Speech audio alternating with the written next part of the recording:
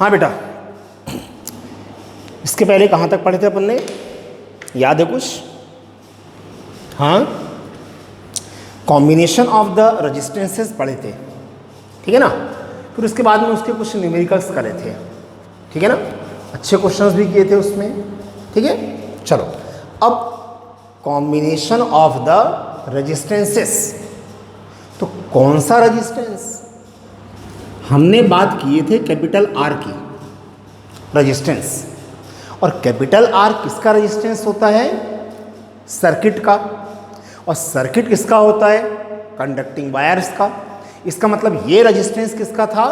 Conducting wires का, ठीक। Capital R मतलब एक्सटर्नल रेजिस्टेंस।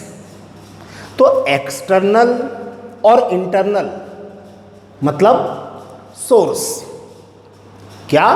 सोर्स, सेल या बैटरी। तो सेल के बाहर का मतलब सर्किट का रेजिस्टेंस एक्सटर्नल वायर का। इंटरनल रेजिस्टेंस अभी हम पढ़ने वाले हैं, ठीक है। अच्छा, रेजिस्टेंस का मीनिंग क्या था? भाई किसी भी वायर का रेजिस्टेंस एक कांस्टेंट वैल्यू होती है when physical state of the conducting wire remains unchanged. Ohm's law में थी ना कंडीशन ये। तो वायर की लेंथ अगर हम चेंज करें, टेम्परेचर चेंज हो, तो उस वायर का रेजिस्टेंस भी चेंज होगा। लेकिन अगर वायर की लेंथ और टेम्परेचर कांस्टेंट है तो वायर का रेजिस्टेंस कैसा होता है? कांस्टेंट, ठीक है ना।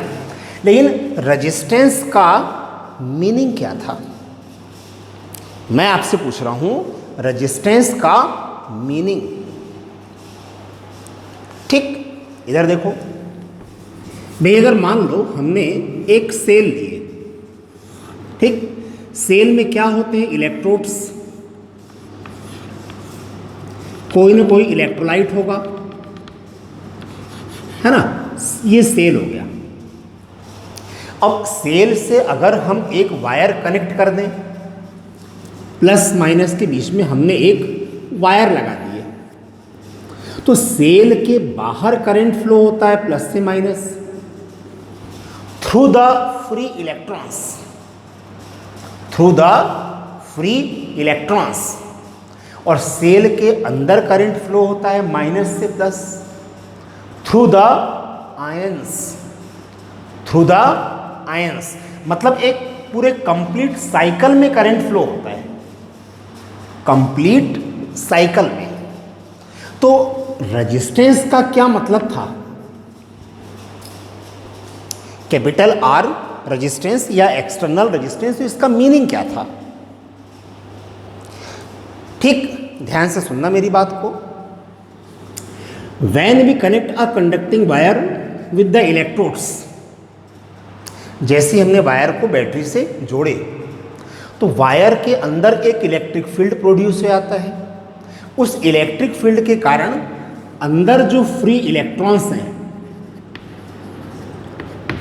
इनमें फोर्स लगता है, और फ्री इलेक्ट्रॉन्स में फोर्स लगता है फील्ड के अपोजिट डायरेक्शन में। These free electrons moves opposite to the direction of electric field and they collide with the positive ions of the wire या atoms of the wire.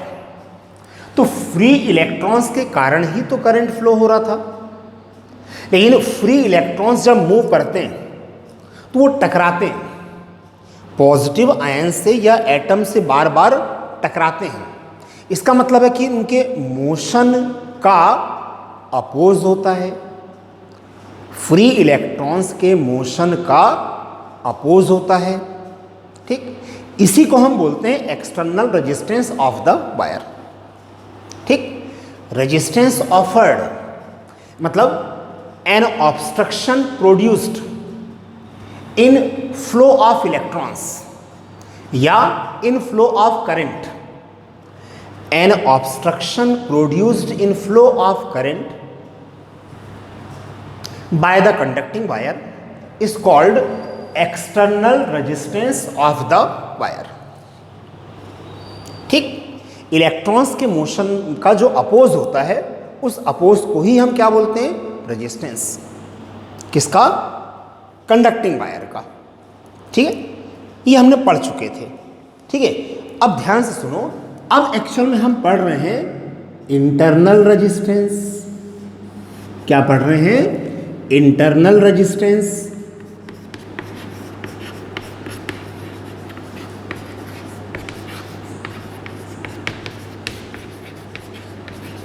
Internal resistance, इसको actual में हम show करते हैं small are से। किससे, small are से, internal resistance. तो थोड़ा सा अगर आप भी अगर सोच के देखें तो कुछ तो समझ में आ जाएगा। ठीक है तो रेजिस्टेंस है क्या, रेजिस्टेंस। इसका मतलब है कि ये भी फ्लो ऑफ करंट का अपोज करेगा। ठीक, ये भी फ्लो ऑफ करंट का अपोज करेगा, लेकिन इंटरनल, तो इंटरनल का मतलब इनसाइड द सेल और बैटरी। बैटरी के अंदर जब करंट फ्लो होता है थ्रू द एंड्स, तो उनके मोशन का जो अपोज होता है उसको एक्चुअल में हम बोलते हैं इंटरनल रेजिस्टेंस। ठीक है, तो inside the cell, resistance offered by the cell, तो सेल के अंदर फ्लो ऑफ करंट का अपोज कौन करेगा। देखो यहां सेल के अंदर क्या है, सेल के अंदर क्या है, इलेक्ट्रोलाइट।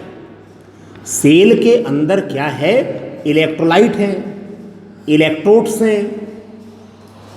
तो ये एक्चुअल में फ्लो ऑफ करंट का जो अपोज करते हैं इसको हम बोलते हैं internal resistance of the source. और एक्सटर्नल रेजिस्टेंस किसका था, वायर का था। हम क्या पढ़ रहे हैं, इंटरनल रेजिस्टेंस। ठीक है, फिर से एक बार सुन लो, रेजिस्टेंस मतलब ऑब्स्ट्रक्शन, अपोज।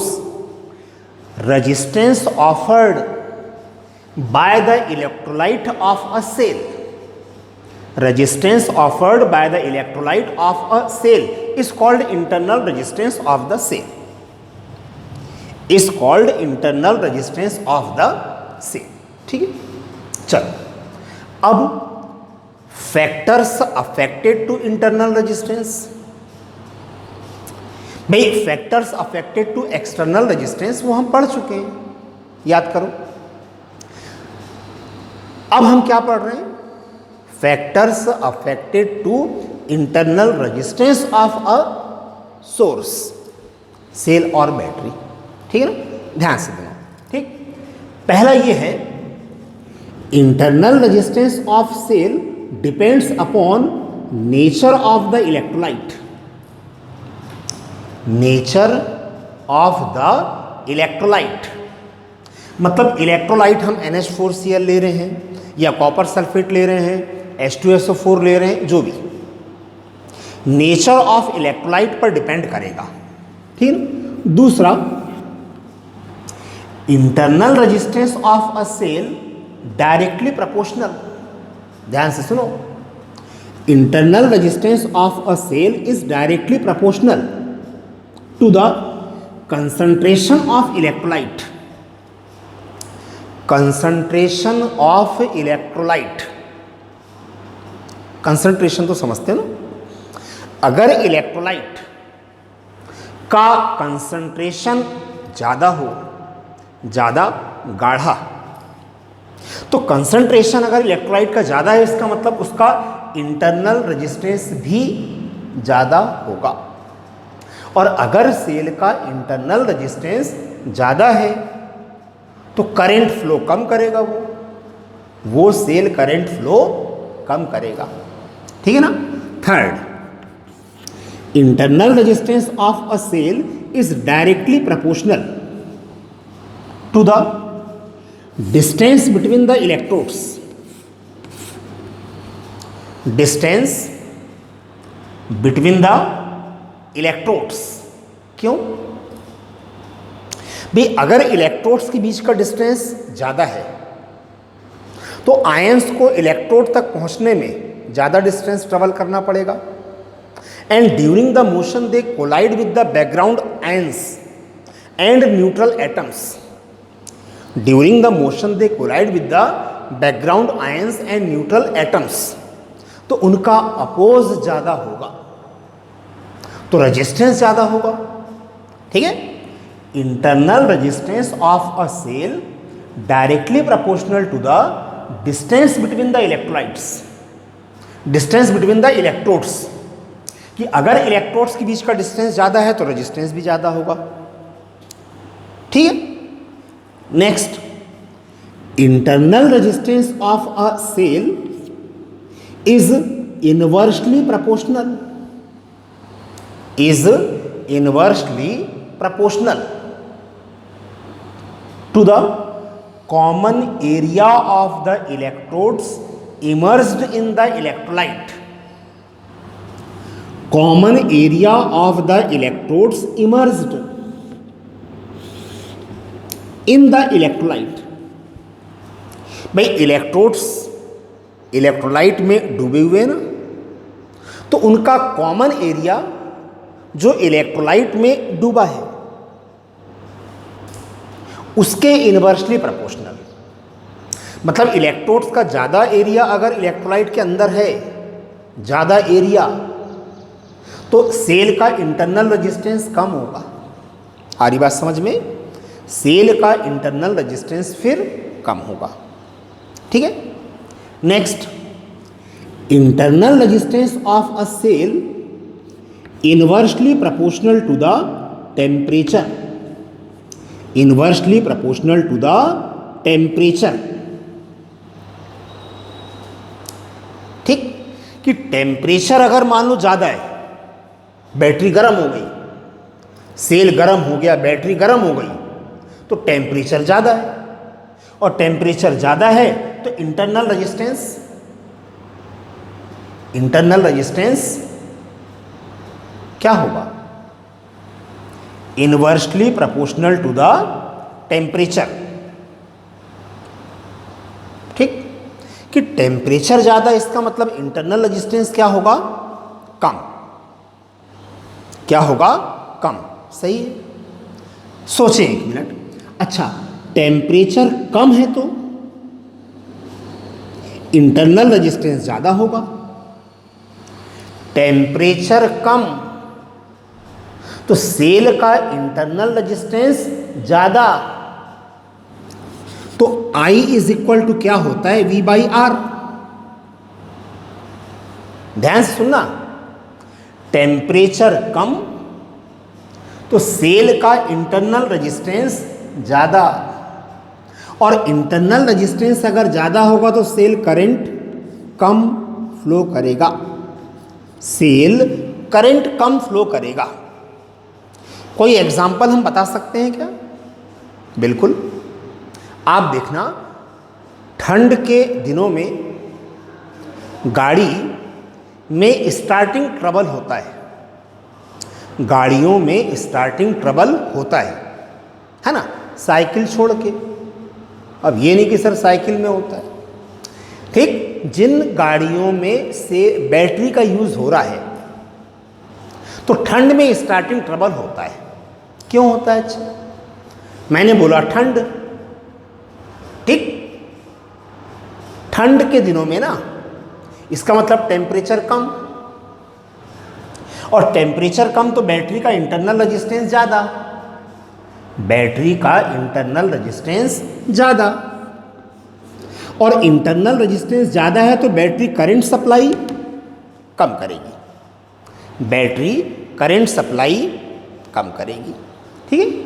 तो इंटरनल रेजिस्टेंस क्या है और इंटरनल रेजिस्टेंस किस पर डिपेंड करता है, ये ध्यान रखना। इंटरनल रेजिस्टेंस किस पर डिपेंड करता है, ये ध्यान रखो। ठीक है?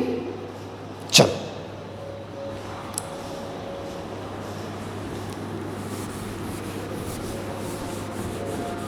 ठीक है ना? इंटरनल रेजिस्टेंस, ठीक, सेल का या बैटरी का, स्मॉल आर, और बाहर का रेजिस्टेंस, बाहर का मतलब सेल के बाहर का, सर्किट का। तो सर्किट का रेजिस्टेंस मतलब एक्सटर्नल कैपिटल आर। ठीक, ध्यान से सुनो मेरी बात। अब एक्चुअल में हम क्या पढ़ रहे हैं, ध्यान देना।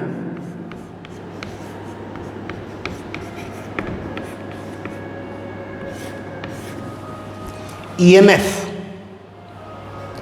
of a cell, EMF of a cell। तो EMF का मतलब क्या है? Electromotive force. EMF का मतलब इलेक्ट्रोमोटिव फोर्स। लेकिन ये फोर्स नहीं है, electromotive force, but it is not a force. ठीक, electromotive force is not a force at all. This is misnomer. हम बोलते हैं इलेक्ट्रोमोटिव फोर्स है, लेकिन फोर्स नहीं है ये। ठीक, अच्छा, EMF किसका? सेल का या बैटरी का? सेल का या बैटरी का। ठीक, थोड़ा ध्यान से समझना, ठीक है ना। चलो यहां देखो, मान लो हमने एक सेल ली है। अच्छा, प्रैक्टिकल करते समय लैब में हम कैसे बनाते हैं सेल? पहले हम क्या करते हैं, एक बर्तन लेते हैं और इस बर्तन में हम इलेक्ट्रोलाइट यूज करते हैं। बर्तन में क्या यूज करते हैं? इलेक्ट्रोलाइट। कौन सा इलेक्ट्रोलाइट? भाई जो सेल हम बना रहे हैं उसके अकॉर्डिंग इलेक्ट्रोलाइट। ठीक, कि अगर मान लो हम सिंपल वोल्टिक सेल बना रहे हैं तो इलेक्ट्रोलाइट H2SO4 होता है। लैग्रांजी सेल बना रहे हैं तो इलेक्ट्रोलाइट NH4Cl होता है। डेनियल सेल अगर बना रहे हैं तो इलेक्ट्रोलाइट कॉपर सल्फेट होता है। ठीक है ना, कोई इलेक्ट्रोलाइट रहेगा। इसमें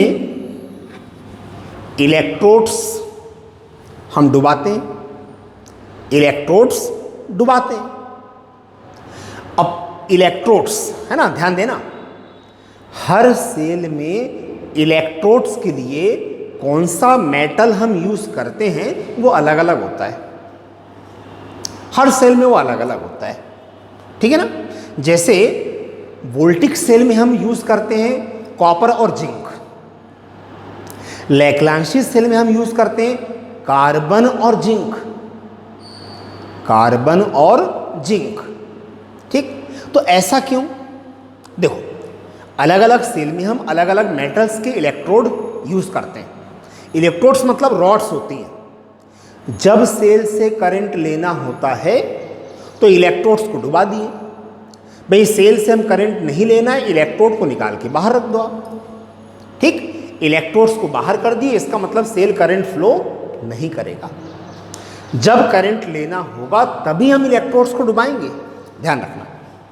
तो अलग अलग सेल में अलग अलग मेटल्स के इलेक्ट्रोड यूज करते हैं। ये एक्चुअल में आपका केमिस्ट्री से रिलेटेड है। केमिस्ट्री में एक सीक्वेंस पढ़ते होंगे आप लोग, इलेक्ट्रोनेगेटिविटी। क्या पढ़ते हैं? इलेक्ट्रोनेगेटिविटी। उसके अकॉर्डिंग मेटल्स का एक सीक्वेंस है कि इलेक्ट्रोनेगेटिविटी किसकी पॉजिटिव है, किसकी नेगेटिव है, उसके अकॉर्डिंग हम इलेक्ट्रोड्स लेते हैं। ठीक है, ध्यान देना है ना। तो क्या करें, हमने जैसे एक एग्जाम्पल के लिए मान लो हम बात कर रहे हैं मानो लैग्रांजी सेल की। फॉर एग्जाम्पल कौन सा? लैग्रांजी सेल। तो लैग्रांजी सेल में इलेक्ट्रोलाइट क्या होता है? NH4Cl। इलेक्ट्रोड्स कार्बन और जिंक, कार्बन और जिंक। तो कार्बन रॉड होती है एक्चुअल में, एक क्या होती है? Carbon rod.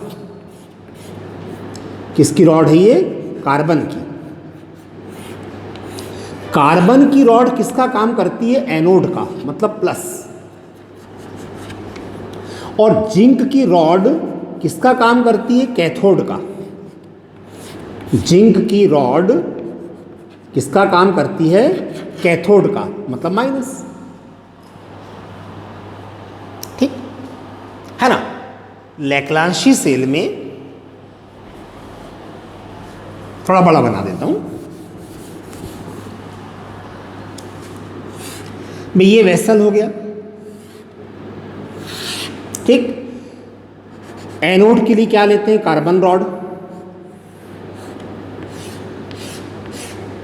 एनोड के लिए क्या रहता है, कार्बन रॉड प्लस। और कैथोड के लिए क्या होता है, जिंक रॉड। कैथोड के लिए क्या होता है, जिंक रॉड। कैथोड मतलब माइनस, एनोड यानी प्लस। और इलेक्ट्रोलाइट, और क्या, इलेक्ट्रोलाइट। ऐसे मैं एग्जांपल बता रहा हूं आपको, ठीक है।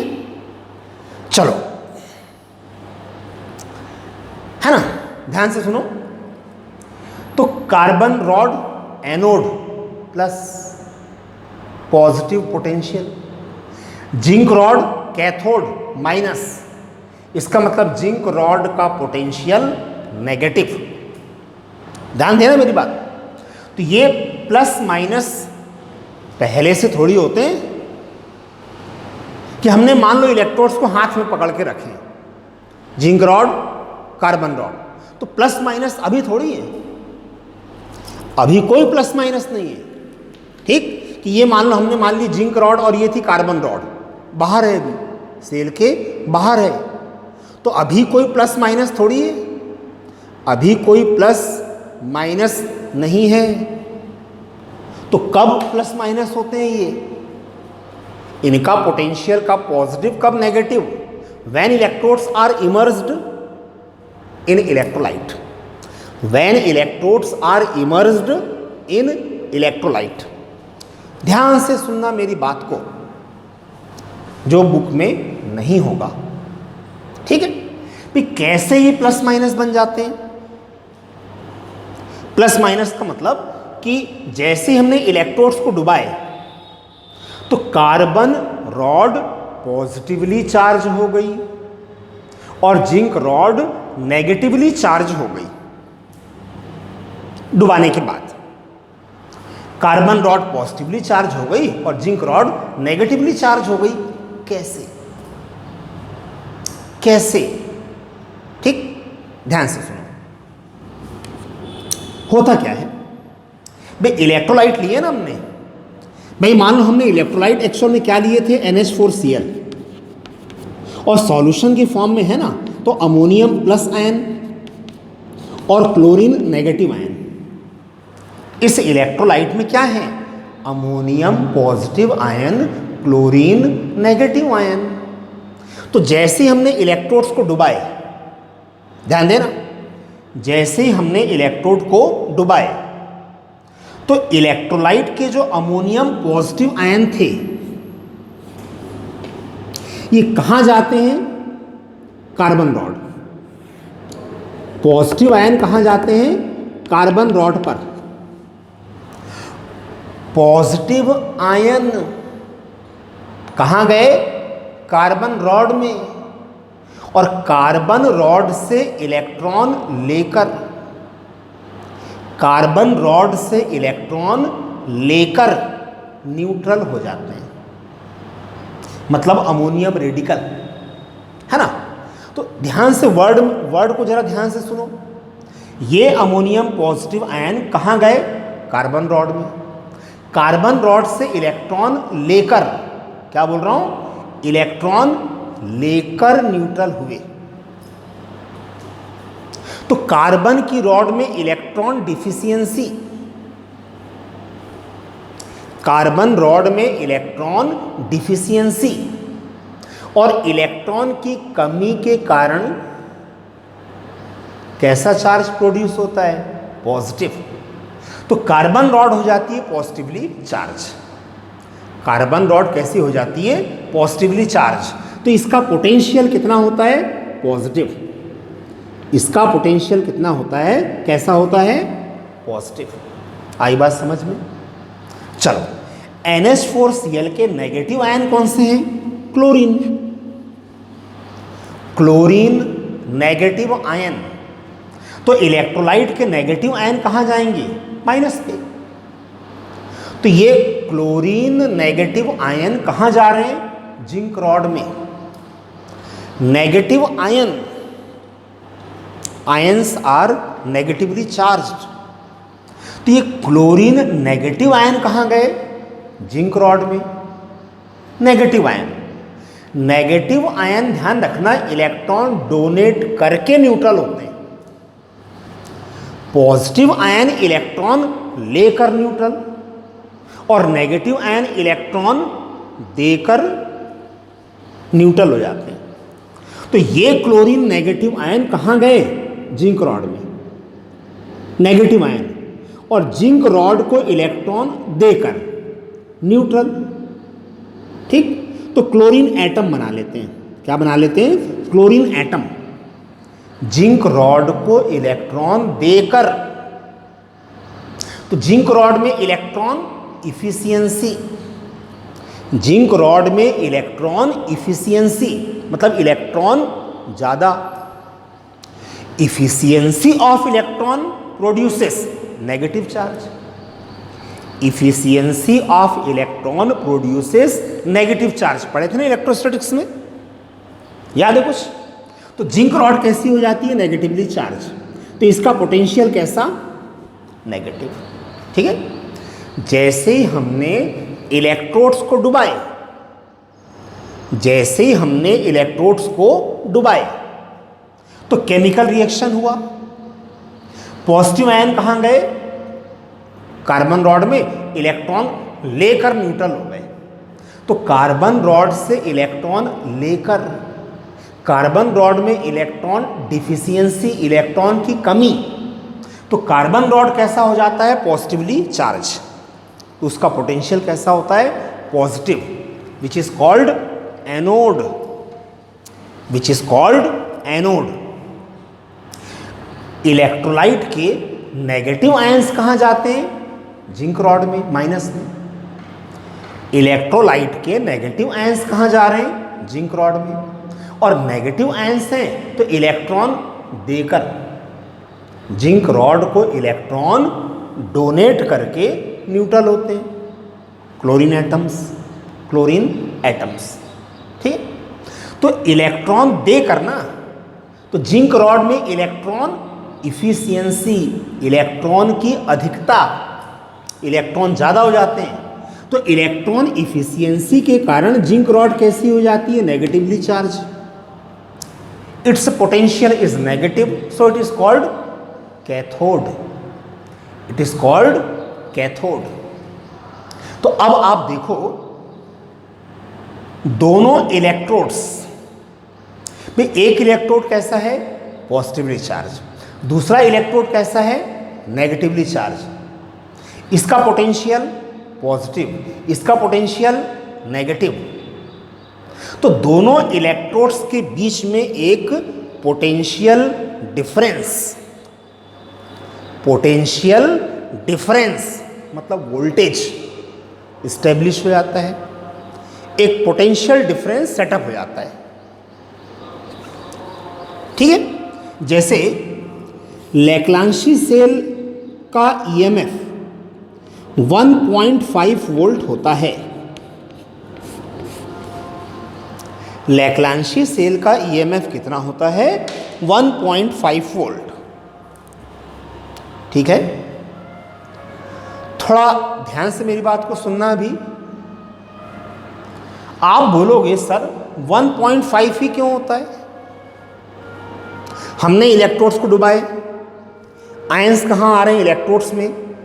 इलेक्ट्रॉन लेकर या इलेक्ट्रॉन देकर न्यूट्रल हो रहे हैं। तो सर ये प्रोसेस तो कंटिन्यू चल रही है ना, सेल के अंदर ये प्रोसेस तो कंटिन्यू चल रही है ना, तो इलेक्ट्रोड्स पर पोटेंशियल तो इंक्रीज होते रहना चाहिए सर। इलेक्ट्रोड्स पर पोटेंशियल तो इंक्रीज होते रहना चाहिए। इसका मतलब ये पोटेंशियल डिफरेंस बढ़ना चाहिए ग्रेजुअली। ये पोटेंशियल डिफरेंस ग्रेजुअली बढ़ना चाहिए ना, लेकिन ऐसा नहीं होता है, ऐसा नहीं होता है। क्यों नहीं होता भाई? ऐसा क्यों नहीं होता है? तो ध्यान से इसका कारण अब आप सुनो, ध्यान देना। क्या होता है? जैसे हमने इलेक्ट्रोड्स को डुबाए, जैसे हमने इलेक्ट्रोड्स को डुबाए, तो due to chemical reaction positive ion एक इलेक्ट्रोड पर, नेगेटिव आयन एक इलेक्ट्रोड पर जाने लगते हैं ना। लेकिन ये एक्चुअल में जो आयंस में फोर्स लग रहा है, पॉजिटिव आयन कहां गए? कार्बन रॉड पर। नेगेटिव आयन कहां गए? जिंक रॉड पर। एक एग्जांपल के लिए, तो ये जब गए तो इनमें फोर्स लगा होगा ना, तब तो ये गए इलेक्ट्रोड्स पर। तो ये जो फोर्स होता है एक्चुअल में ये नॉन इलेक्ट्रोस्टैटिक फोर्स होता है। कौन सा फोर्स होता है ये? Non electrostatic force. कौन सा फोर्स होता है? Non electrostatic force. Non electrostatic force होता है, इलेक्ट्रोस्टैटिक फोर्स नहीं है ये। केमिकल रिएक्शन के कारण पॉजिटिव आयन कहां जा रहे हैं? कार्बन रॉड पर। नेगेटिव आयन कहां जा रहे हैं? जिंक रॉड पर। तो ये जो फोर्स लग रहा है इनमें, ये नॉन इलेक्ट्रोस्टैटिक फोर्स है, ठीक। लेकिन क्या हुआ, जब यहां प्लस माइनस बना, ध्यान देना, जब इलेक्ट्रोड्स के बीच में पोटेंशियल डिफरेंस डेवलप हुआ तो अंदर एक इलेक्ट्रिक फील्ड भी प्रोड्यूस होगा ना भाई, वोल्टेज है तो इलेक्ट्रिक फील्ड भी होगा। तो अंदर जो इलेक्ट्रिक फील्ड प्रोड्यूस हुआ, क्या होगा डायरेक्शन उसका? इलेक्ट्रिक फील्ड का डायरेक्शन क्या होगा? प्लस से माइनस, प्लस से माइनस। तो इन आयंस में इलेक्ट्रिक फील्ड के कारण अब इलेक्ट्रोस्टैटिक फोर्स लगने लगता है। इन आयंस में इलेक्ट्रिक फील्ड के कारण इलेक्ट्रोस्टैटिक फोर्स लगने लगता है। Fe कितना?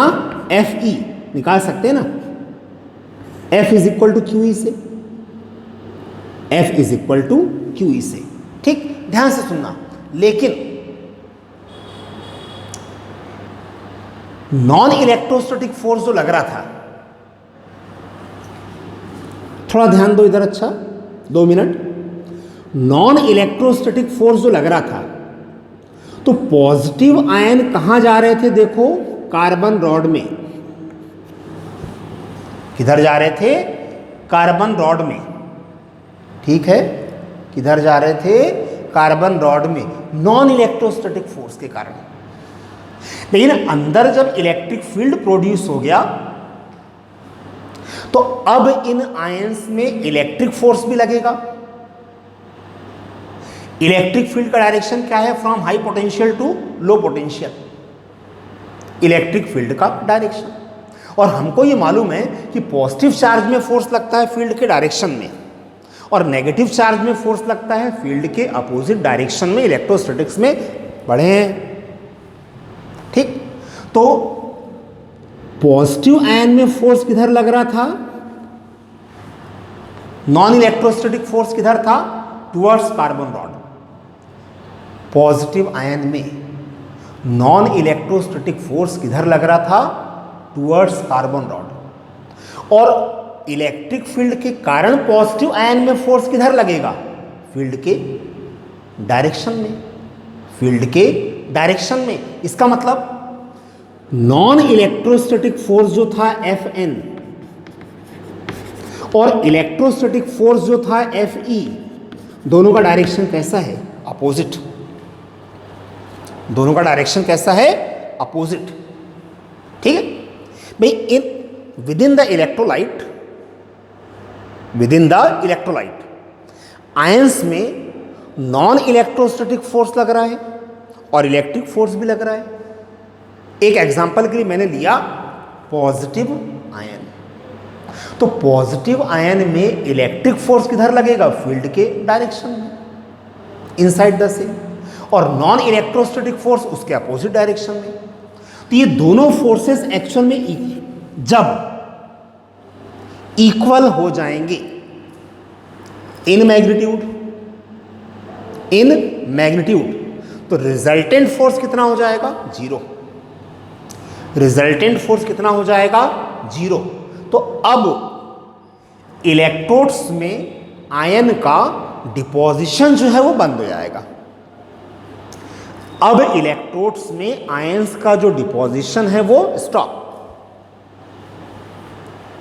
जब आयंस का डिपोजिशन स्टॉप हो गया तो पोटेंशियल इंक्रीज होना बंद। इसका मतलब जितना पोटेंशियल डिफरेंस है वो कांस्टेंट हो गया। ठीक, कि लैग्रांजी सेल अगर 1.5 वोल्ट का है तो भाई 1.5 वोल्ट का ही क्यों है, ज़्यादा क्यों नहीं, कम क्यों नहीं? ये उसका रीज़न है एक्चुअली, ये उसका रीज़न है। ओके, ठीक। तो ईएमएफ ऑफ अ सेल, ठीक, सेल हमने बनाए तो पोटेंशियल डिफरेंस प्रोड्यूस हुआ ना इलेक्ट्रोड्स के बीच में, कितना? 1.5 वोल्ट। तो ये 1.5 वोल्ट क्या है? EMF of the cell. क्या है ये? EMF of the cell. ठीक है,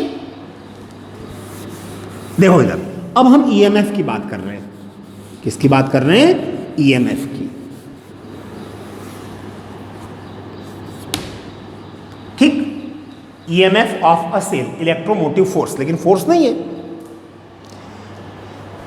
it is a cause of force. Literally EMF is a cause of force but not a force at all. This word is misnomer, force नहीं है ये। ठीक है, चलो आओ देखते हैं। ठीक है, चलो ध्यान देना। क्या होता है कि एक समझने के लिए ऐसे ही,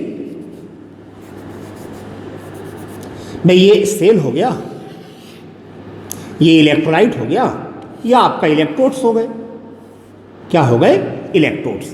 भाई एनोड और cathode, positive electrode, negative electrode. ठीक है, ध्यान से मान लो हमने एक वायर लिए, तो वायर का रेजिस्टेंस मतलब कैपिटल आर और सेल का रेजिस्टेंस स्मॉल आर। सेल का रेजिस्टेंस मतलब इंटरनल, सेल के बाहर यानी वायर तो एक्सटर्नल। तो सेल का इंटरनल रेजिस्टेंस कितना? स्मॉल।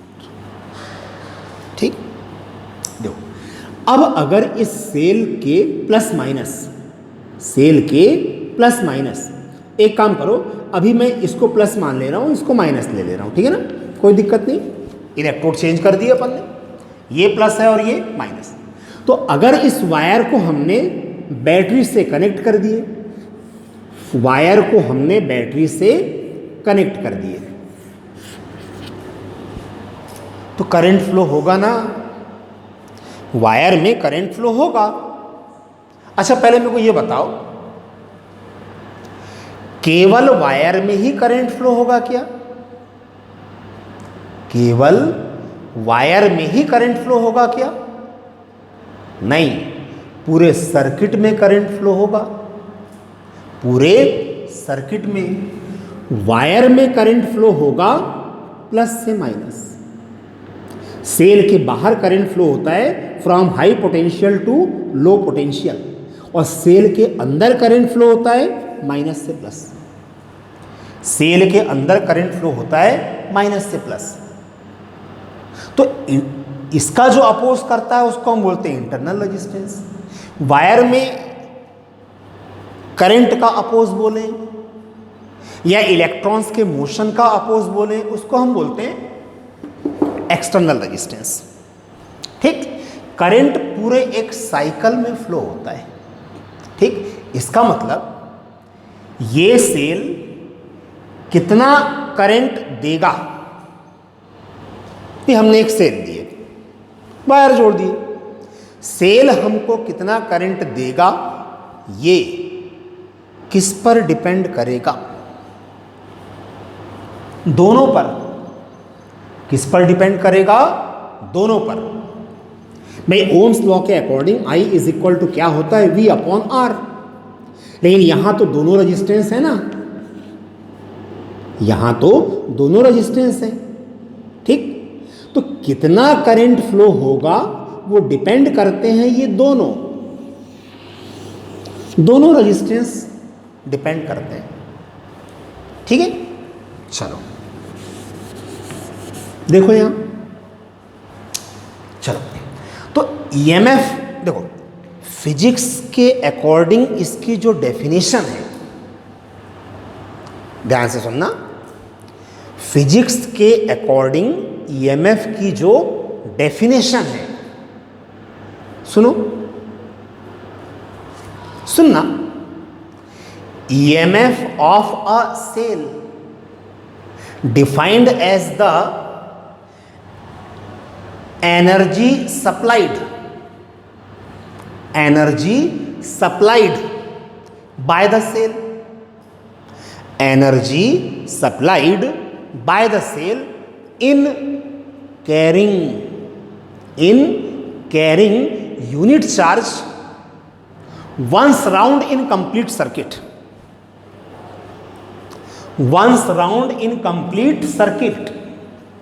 भाई इलेक्ट्रॉन फ्लो होते हैं माइनस से प्लस, तो करंट फ्लो होता है प्लस से माइनस वायर में। फिर से एक बार सुन लो, EMF of a cell is defined as the energy supplied by the cell, in carrying unit charge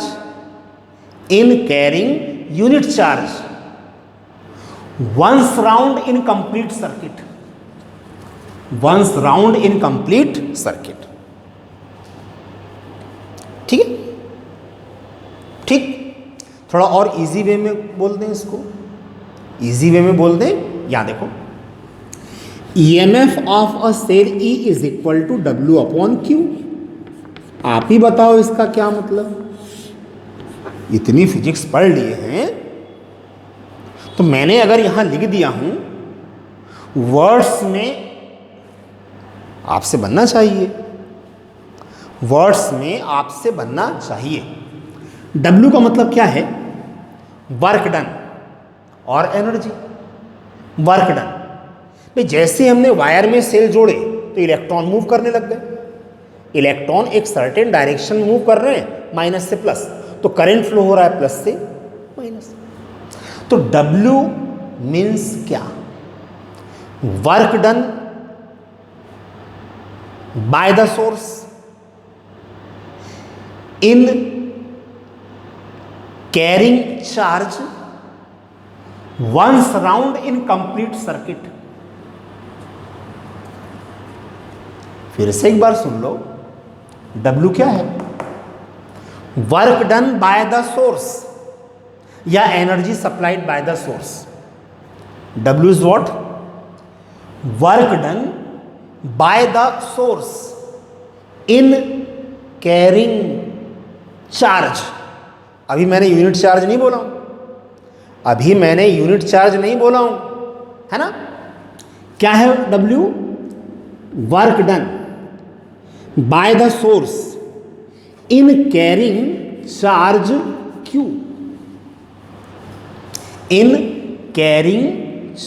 Q, once round in complete circuit। तो W अपॉन Q का क्या मतलब हुआ,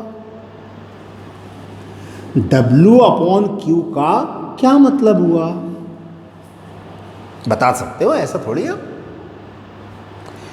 work done in carrying unit charge से divide कर दिए ना, तो work done in carrying unit charge, ठीक। Work done in carrying unit charge once round in complete circuit, work done in carrying unit charge once round in complete circuit is defined as the EMF of the cell. Physics की definition है, ठीक। तो EMF की SI unit क्या होगी, EMF की SI unit क्या होगी? अरे पढ़े हो ना पहले भी, इलेक्ट्रोस्टैटिक्स पढ़े हैं ना, याद करो। पोटेंशियल भी W/Q था, पोटेंशियल डिफरेंस भी W/Q था, और EMF भी W/Q है। और W/Q का मतलब work done in bringing unit charge. W/Q का क्या मतलब है? Work done in bringing unit charge. लेकिन पोटेंशियल में अलग मतलब था। रिवाइज करवा रहा हूं। इलेक्ट्रिक पोटेंशियल की डेफिनेशन में क्या था? V = W/Q। लेकिन क्या मतलब था इसका? Work done in bringing unit charge from infinity to any point within the field. ठीक। अच्छा, potential difference voltage, potential difference भी तो W/Q था। लेकिन डेफिनेशन क्या थी? क्या थी definition? Work done in bringing unit charge, work done in bringing unit charge from one point two another point within the field. ठीक। तो EMF भी तो W/Q है। EMF भी क्या है? W/Q। W/Q, लेकिन यहां क्या मतलब है? Work done in bringing unit charge once round in complete circuit is called EMF of the cell. तो EMF की ऐसा यूनिट क्या होगी? W यानी work done joule, charge means क्या? कूलम, और जूल पर कूलम कहीं भी आए तो इसका मतलब क्या होता है? वोल्ट। जूल पर कूलम फिजिक्स में कहीं भी आए, चाहे वो पोटेंशियल में, पोटेंशियल डिफरेंस में, या EMF में। EMF इलेक्ट्रोमोटिव फोर्स, तो ऐसा यूनिट क्या है? वोल्ट। फोर्स नहीं है ये। ठीक। तो EMF की SI यूनिट क्या होगी? वोल्ट। वर्क डन मीन्स क्या? जूल। चार्ज मीन्स क्या? कूलम। ठीक। तो 1 वोल्ट इज इक्वल टू क्या बोलोगे आप? 1 joule upon 1 coulomb. 1 volt is equal to 1 joule upon 1 coulomb. तो कई बार ऐसा होता है, 2-2 नंबर के क्वेश्चन में पूछ लेता है। क्या पूछ लेता है? Define 1 volt EMF of a cell. Define 1 volt EMF, potential difference नहीं। Define 1 volt EMF of a cell. तो क्या बोलोगे आप? देखो, लिख सकते हैं ना भाई आंसर। क्या? If work done in bringing 1 coulomb charge once round in a complete circuit is 1 joule by the source. If work done in bringing 1 coulomb of charge once round in complete circuit is 1 joule by the cell, then EMF of that cell is said to be 1 volt. EMF of cell is said to be 1 volt. ठीक। Physics के according ये EMF की definition हो गई, physics के according, है ना। लेकिन हम जो यूज करेंगे बार बार वो अलग चीज है।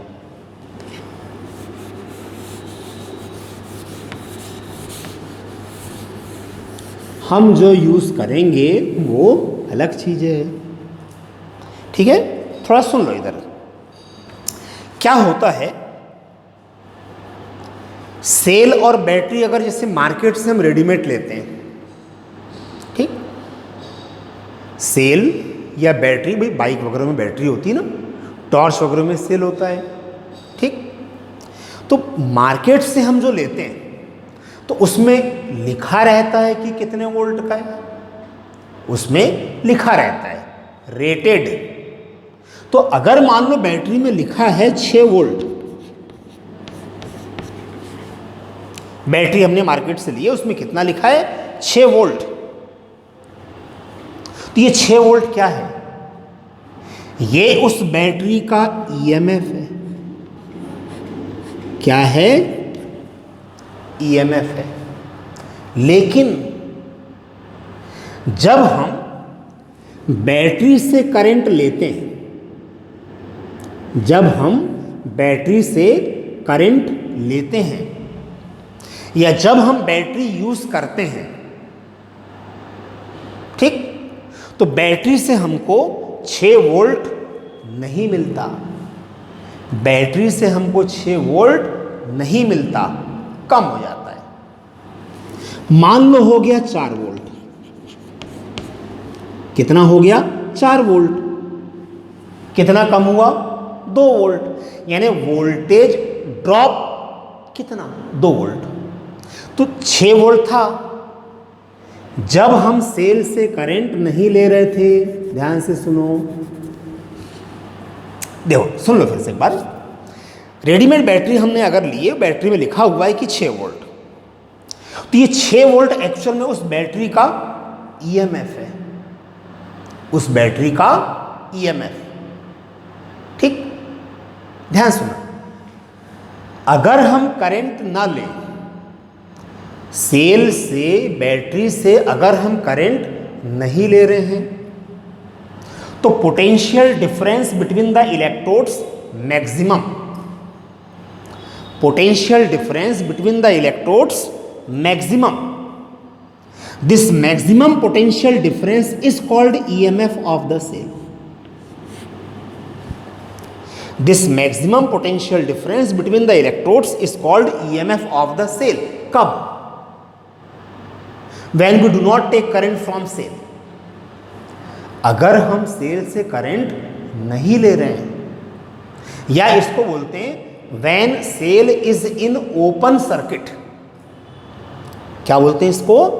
when cell is in open circuit, मतलब सेल से हम करंट नहीं ले रहे हैं। तो potential difference between the electrodes maximum, this maximum potential difference between the electrodes is called EMF of the cell, EMF of the cell.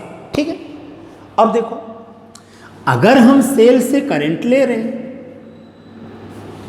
तो हम ये बोलते हैं cell is in closed circuit. ध्यान रखना, ठीक, when we take current from cell then we say cell is in closed circuit। और अगर सेल क्लोज्ड सर्किट में है, अगर सेल से हम करंट ले रहे हैं, तो potential difference between the electrodes decreases, potential difference between the electrodes decreases, that is called terminal potential difference. उसको ईएमएफ नहीं बोलते, क्या बोलते हैं? Terminal potential difference, and is denoted by V, and is denoted by V, terminal potential difference. ठीक है, जब cell से करंट नहीं ले रहे थे, मतलब cell is in open circuit, potential difference between the electrodes maximum, current ले ही नहीं रहे, that maximum potential difference between the electrodes is called EMF of the cell। ठीक है, लेकिन अगर हम सेल से करंट ले रहे हैं, अगर हम सेल से करंट ले रहे हैं, इसका मतलब सोर्स से हम एनर्जी ले रहे हैं ना, तो potential difference between the electrodes decreases, 6 volt नहीं मिलेगा, potential difference between the electrodes decreases when cell is in closed circuit। उसको एक्चुअल में हम बोलते हैं टर्मिनल पोटेंशियल डिफरेंस। क्या बोलते हैं? Terminal potential difference, and is denoted bye V। जैसे जब हम करंट नहीं ले रहे थे तो 6 वोल्ट था, तो 6 वोल्ट उसका ईएमएफ है, और जब हमने करंट लिए तो कितने वोल्ट हो गया? 4 वोल्ट। मतलब ये सेल वायर में 4 वोल्ट पर करंट फ्लो कर रहा है। ये 4 वोल्ट क्या है? Terminal potential difference capital V है। ठीक, अच्छे से इसको एक बार समझ लेना। ठीक, कल हम फॉर्मूला डिराइव करेंगे इंटरनल रेजिस्टेंस का, तो ये सब चीजें यूज होंगी। ठीक है ना।